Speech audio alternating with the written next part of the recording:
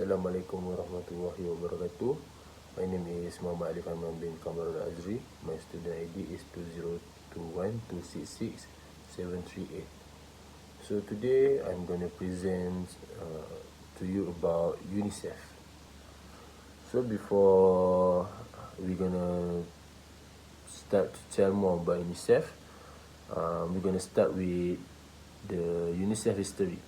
So UNICEF, which stands for the United Nations International Children Emergency Fund, was established on December 11, 1946 by the United Nations General Assembly. It was created to provide emergency food and healthcare to children in countries that had been devastated by World War II. Initially, UNICEF focused on delivering aid to children in Europe, where the war had caused widespread devastation and food shortage. Its first major undertaking was the distribution of milk, food, and medical supply to the children in these war-torn regions. As the year progressed and the world began to recover from the immediate aftermath of World War II, UNICEF shifted its focus toward providing long-term assistance to children in developing countries.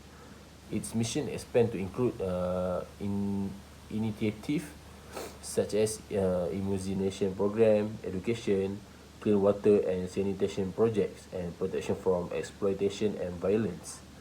In 1953, UNICEF became a permanent part of the United Nations system, work alongside other UN agencies to promote the right and well-being of children worldwide.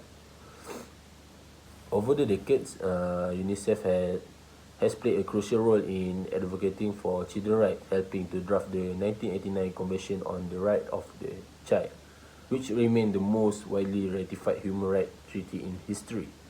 Today, UNICEF operates in more than 190 countries and territories around the world. It continues to work tirelessly to ensure that every child has access to basic necessities such as healthcare, education, nutrition, clean water, and protection from violence and exploitation. So next, we're going to talk about the role and function of UNICEF. So there are three main roles and functions that the reason why UNICEF was established. So the first one is humanitarian response and emergency relief. The second one is advocate and child right promotion. And the third one is long-term development and capacity building. So the next one, we're going to talk about service. So what service that UNICEF provide for these children?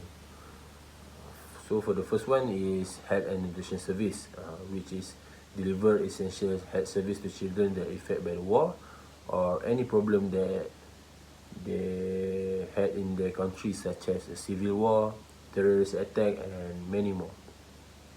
So the second one is education and early childhood development.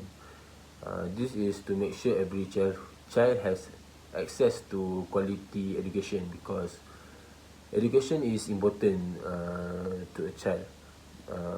If they didn't had a quality education, this may affect their growth. So UNICEF provide these things to make sure that every child had a quality education. And so the third one is child protect service. This is to protect child from violence, abuse, and many more, because lately we mostly in any part of the world they had this problem, which is abuse to a child. So UNICEF had provide the service to make sure that didn't happen anymore. So the last one is emergency response and humanitarian aid. They provide a rapid emergency response to victims that suffer from natural disasters such as earthquake, tsunami, and many more. So where UNICEF get all the money or funds to keep providing all of this service? So as you can see on the screen right now, I already list down a few points how they make money or get the money from. So the first one is voluntary and contribution from government. Many governments around the world contribute funds to UNICEF on a voluntary basis. This contribution can be earmarked for specific program or given as unrestricted funding to support UNICEF overall mission. So the second one is private sector partnership. UNICEF collaborate with business, foundation and corporate partner that provide financial support through donation, sponsorship, cost-related marketing campaign and in-kind or any kind contribution. So the third one is individual donation. UNICEF relies on donation from individuals who contribute through fundraising campaign, online donation, direct mail appeals, and workplace given programs. These donation often support emergency relief effort and outgoing program. So the next one is international financial institution and foundation. UNICEF receive grants and funding from the international financial institution such as World Bank, regional development banks, and major foundation that support global development and humanitarian effort. So the fifth one is United Nations system and multilateral organization. As a part of the United Nations system, UNICEF receive funding from pool funds, joint programs, and collaborative initiative with other UN agency and multilateral organization aimed at achieving common goals. So the last one is emergency appeals and humanitarian funding. During humanitarian crisis and emergency, UNICEF launched emergency appeal to mobilize rapid funding from government, donors, and humanitarian organizations to provide urgent assistance to affect children and families. Beside all the service that UNICEF provide, UNICEF also conduct a health program. So the first program that they conduct is immunization campaign.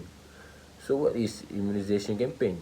Immunization campaign conducting vaccination campaign to ensure children receive essential vaccine to prevent disease like measles, polio, and tetanus.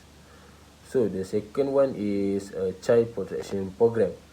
This program supporting effort to protect child from violence, exploitation, abuse, and trafficking through advocacy, awareness, and legal forms. So the third one is HIV/AIDS prevention and treatment. Working to prevent a mother-to-child transmission of HIV/AIDS and providing treatment and support service for children and families affected by HIV/AIDS. So the fourth one is a WASH program. So what is a WASH program? It's a short form for water, sanitation, and hygiene. This improving access to clean water and sanitation facility in communities, school and health center, and promoting hygiene practice in daily children life. So the last one is a nutrition program. So the nutrition program is implementing nutrition to combat malnutrition, including providing therapeutic food and promoting breastfeeding. So that's all for my presentation about UNICEF. I hope you guys can understand what's the point that I try to tell in this presentation that Madam give to me, and I hope with this presentation you all can get useful information about UNICEF and we can spread it to friends, family, and any others member. Thank you.